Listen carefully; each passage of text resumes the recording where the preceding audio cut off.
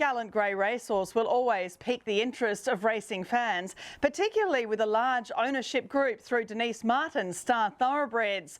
D'Argento, the dashing grey by So You Think, the Rosehill Guineas winner, has made a fabulous new home at the North family's Bowness stud at Young.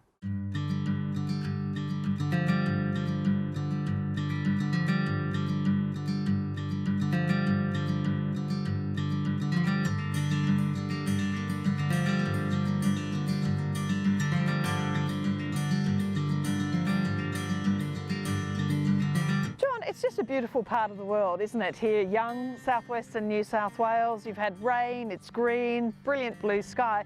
Winter doesn't get much better than this, does it? No, I think it's probably the best start to winter we've had for 20 years. It's very, very good. It's certainly a big turnaround to what we've been used to in the last 12 months or couple of years. It's, you know, horse growing country. I mean, there are so many farms that have done so well in the region as well. It's really good country for growing out thoroughbreds. It is.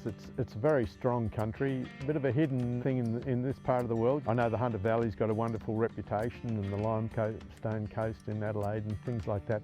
But this country here, we punch well above our weight for the volume of horses that we produce in the southwest slopes. And you've had so many lovely horses come from the property. We know, you know, the half-sisters Young Star and Fun Star and Trapeze Artist, Bonhoeffer, your resident sire's had some lovely horses such as Noble Boy and many, many others too. Yeah, we've been very excited. We've had horses like Trapeze Artist, who holds two or three Randwick track records. In the past we've had Ike's Dream, who she held the Randwick mile track record probably for 10 or 15 years. You know, she was a wonderful filly for us. We've had Magic Millions winners like De Heros, who we sold in Adelaide for not a whole lot of money, and he went on and won the Magic Millions 3-year-old race, and Done By Me won the Magic Millions 2-year-old down there last year. A filly like Young Star that we took to Melbourne Gold Sale, and then she went on and won Group 1s, and she was sold earlier in the year by Inglis for $1.4 million as a broodmare. And I think Fun Star, I just read the other day, she's coming back now. A lot of very good horses coming off the farm. D'Argento on the outside, swept to the front from Vinderdance. And so exciting to have a new stallion such as D'Argento, a son of So You Think, who was a bit of a colt horse himself. He had so many followers, he was just gorgeous. Same as your boy now, this gorgeous, gorgeous grey from a Redute's Choice mare.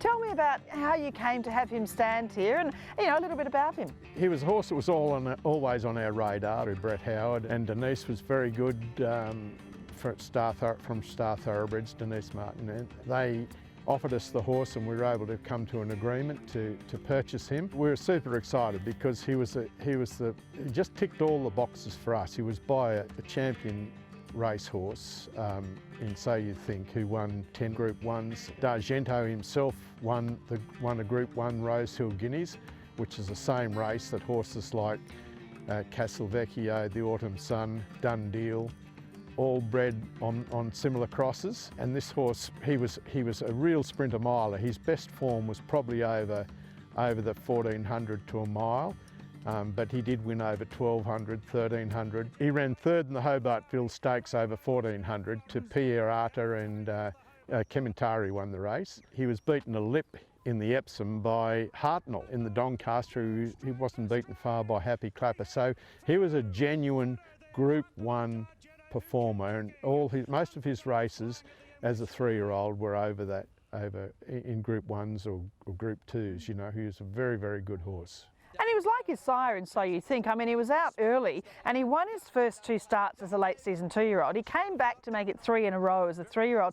And when you look at him, he's a real high chaparral, you know, the sire of So You Think. He has that big high wither and that sort of, you know, lovely scopy sort of look. But he's got a lot more power behind, I feel, looking at him than a lot of the high chaps. And you know, very much like his sire, So You Think. That's another thing that attracted me to him is the horse's movement. When you watch him just moving through the paddocks, he's just poetry in motion. He's just got so much balance and movement and just oozes quality. So if he can pass that on to his progeny, he'll be very, very well received. You have people that are still invested in him, you know, such as his former trainer Chris Wallace, Star Thoroughbreds Denise Martin and more. Yes, and Huey Bowman's, he's still in him. There's a lot of good people, very, very good people and very, very good judges that have invested interests in this horse, and I'm sure he'll be very well patronised. We're exactly halfway between, say, the Scone and the Gambie, so we can draw from the north and we can draw from the south, and we're in an area.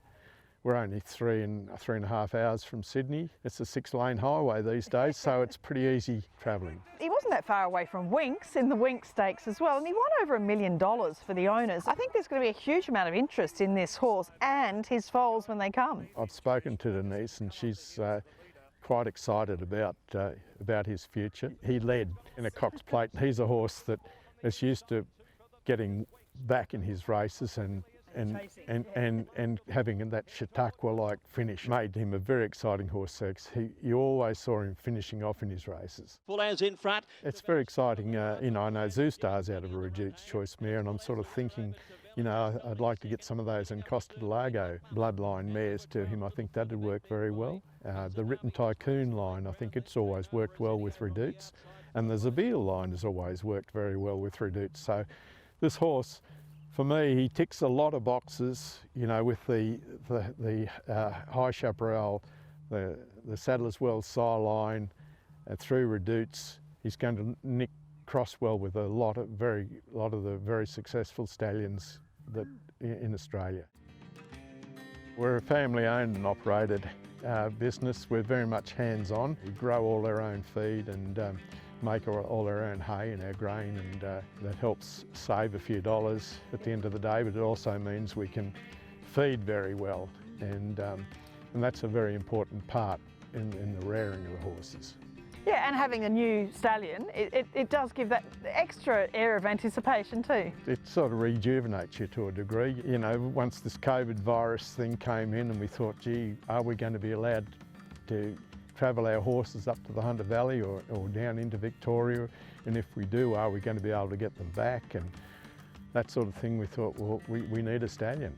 We need something that's going to be pretty good and that people want to buy the progeny from, and so this horse has actually just fallen into our lap, and we're quite excited and re-energised.